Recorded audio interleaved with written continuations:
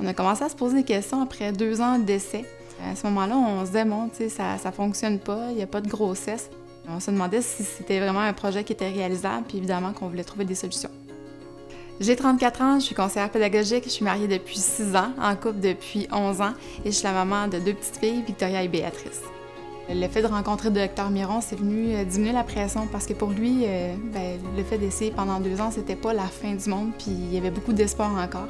Il nous a amenés à trouver les meilleures alternatives, les meilleures solutions qui sont plus naturelles puis en respect avec notre corps puis notre santé finalement. Moi, je me sens très bien accompagnée par l'équipe de Fertilis, qui est devenue, je dirais, presque une famille. C'est bizarre à dire, là, mais quand on allait là, en fait, on se sentait plus seul. Les gens étaient très humains, ils nous accueillaient à bras ouverts dans nos moments de réjouissance comme dans nos moments de malheur. Et on sentait qu'on pouvait toujours avoir l'heure juste avec l'équipe.